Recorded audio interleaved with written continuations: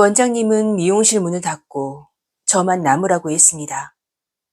그렇게 둘만의 특별한 수업이 시작됐죠. 오늘의 이야기 시작해볼게요. 그때 저는 25살이었고 동네에서 제법 이름난 미용실의 보조였어요. 당시 제 목표는 하루라도 빨리 디자이너가 되는 것이었어요. 원장님은 40이 넘은 유부남이었고 실력 하나는 업계에서도 알아주는 수준이었죠. 그런 원장님에게 직접 배울 수만 있다면 남들보다 훨씬 빨리 디자이너가 될 수 있을 것만 같았어요. 실제로 이 미용실에서 보조를 시작해서 원장님에게 따로 기술을 배운 뒤 독립해서 자기 미용실을 차린 유명한 헤어 디자이너도 있었으니까요. 직원들 사이에서는 원장님에게 따로 배우는 사람은 반드시 성공한다는 말까지 돌았어요. 원장님은 다른 직원들이 가까이 있을 때는 제게 업무에 필요한 말만 했어요. 하지만 주변에 아무도 없으면 다시 제 옆으로 와서 드라이기 잡는 법과 손가락 움직이는 법을 직접 고쳐줬죠. 그때 저는 제가 손재주가 있어서 원장님이 눈여겨본다고 생각했죠. 게다가 원장님은 이런 말을 수시로 했어요. 미스 김, 손이 빠르네. 제대로 배우면 금방 올라가겠어.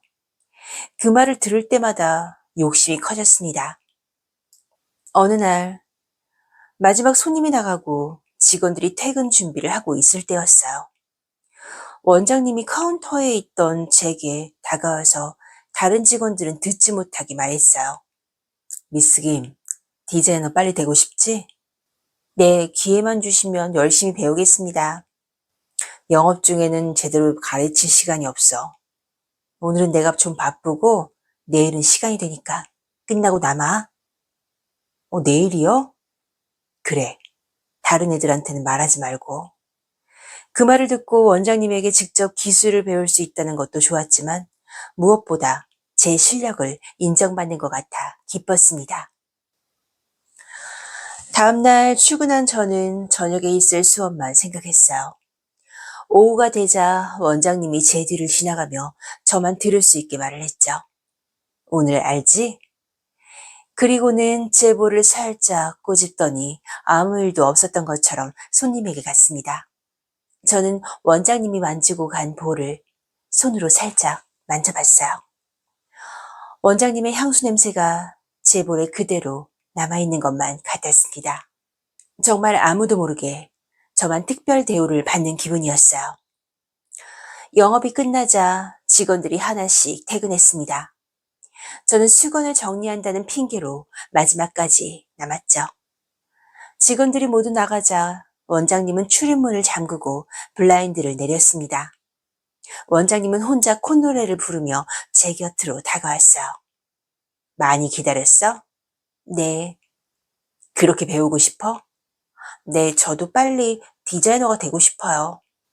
원장님은 창고에서 연습용 마네킹을 가져왔고 제게 가위를 건넸습니다. 첫날 원장님은 가위를 잡는 방법부터 머리카락을 나누는 순서까지 차근차근 알려줬어요. 제가 손목에 힘을 주자 제 손을 잡고 직접 움직여주기도 했어요. 미스 김은 손이 빨라서 가르치는 재미가 있네. 원장님은 제 얼굴에 머리카락이 묻었다면서 손가락으로 볼을 한번 쓸어줬습니다. 기분이 좀 이상했어요. 수업을 마친 뒤에는 원장님은 잘했다며 제게 다가와 어깨를 주물러줬어요. 저는 갑작스러운 원장님의 손길에 놀라 움찔했는데 원장님은 아무렇지도 않게 어깨를 계속 주무르면서 가만히 있어봐. 이렇게 해주면 시원해. 처음에는 몸에 힘이 들어갔지만 저는 그대로 가만히 있었습니다. 제게는 기회였으니까요. 그날부터 일주일에 두세 번씩 둘만의 수업이 이어졌습니다. 기본 커트로 시작된 수업은 염색과 얼굴형에 맞춘 스타일링까지 이어졌어요. 배우는 기술이 하나씩 늘어날수록 원장님의 부탁도 조금씩 늘어났습니다. 끝난 뒤에는 늦은 저녁을 함께 먹자고 했고요. 직원이나 손님을 마주칠 수 있다며 식당도 미용실에서 멀리 떨어진 곳으로 골랐습니다. 원장님은 식사를 마치면 제 손을 잡거나 볼을 만졌습니다. 어느 날 저는 원장님에게 가장 배우고 싶었던 커트 기술을 알려달라고 했습니다. 그게 원장님만의 기술이었으니까 말이죠.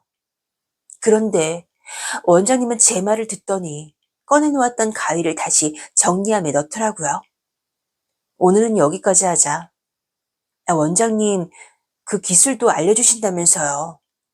미스 김, 다른 기술은 그냥은 안 돼. 나도 나만의 노하우인데 이걸 그냥 알려줄 수는 없잖아. 안 그래? 그리고는 제 볼을 만지며 말했습니다. 미스 김이 잘 생각해보고 준비되면 말해.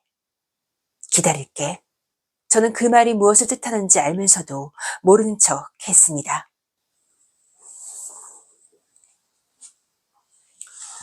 며칠 동안 원장님의 말이 머릿속에서 떠나지 않았습니다. 하지만 원장님이 원하는 것이 무엇인지 알았기 때문에 쉽게 결정할 수도 없었어요. 그러면서도 원장님에게 배운 뒤 독립해서 자기 미용실을 차린 선배 디자이너들이 계속 생각났죠. 저도 그렇게 되고 싶었거든요. 그래서 며칠 뒤 원장님이 지나갈 때 넌지시 말했습니다. 저기 원장님, 왜? 저 준비된 것 같아요. 그 말을 한 뒤부터 원장님은 하루 종일 콧노래를 불렀습니다. 손님 머리를 자를 때도 예약 장부를 확인할 때도 원장님의 콧노래가 들렸어요. 저와 눈이 마주치면 남들 모르게 윙크도 했고 말이죠. 반대로 저는 퇴근 시간이 다가올수록 손에 잡히는 일이 없었고 긴장이 됐어요. 영업이 끝나자 직원들이 하나씩 퇴근했죠. 직원들이 모두 나간 뒤에도 저는 한동안 수갑만 정리했습니다. 원장님은 저를 보며 미소를 짓더니 출입문을 잠그고 블라인드를 내렸습니다. 그날은 마네킹도 가위도 꺼내지 않았어요. 원장님은 여전히 콧노래를 부르며 제게 다가왔습니다. 생각 많이 했어? 네. 그래도 남은 걸 보면 결정한 거겠지? 저는 대답하지 않았지만 원장님의 손을 피하지도 않았습니다. 원장님은 제 얼굴을 감싸고 입을 맞췄습니다. 처음에는 몸에 힘이 들어갔지만 피하지 않았어요. 곧 저도 원장님의 옷깃을 잡았습니다. 블라인드 안쪽에서 둘만의 비밀은 그렇게 시작됐습니다.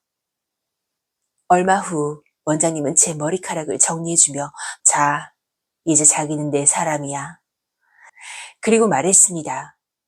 약속은 지켜야지. 가위 들어. 이제 그 기술 알려줄게.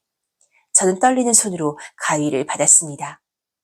원장님은 약속대로 자신만의 기술을 알려줬습니다. 그렇게 저는 원하던 기술을 손에 넣었죠. 몇 년 뒤 원장님에게 배운 기술을 가지고 독립했습니다. 제 미용실은 빠르게 자리를 잡았고 원장님과의 관계도 그때 끝이 났죠. 그러던 어느 날이었습니다. 영업을 마치고 미용실을 정리하는데 텔레비전 뉴스에서 익숙한 이름이 들렸습니다.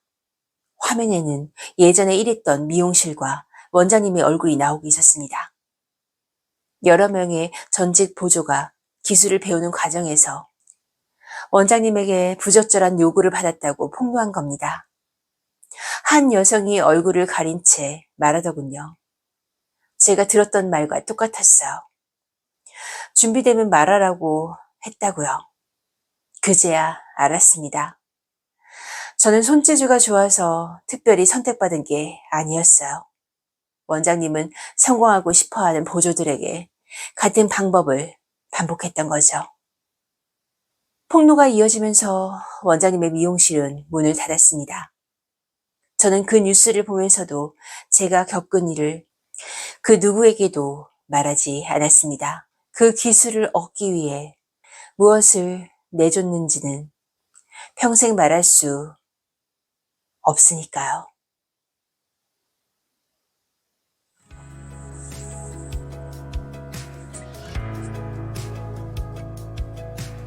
오늘도 끝까지 함께 해주신 우리 오빠들 사랑합니다. 구독과 좋아요도 잊지 마세요.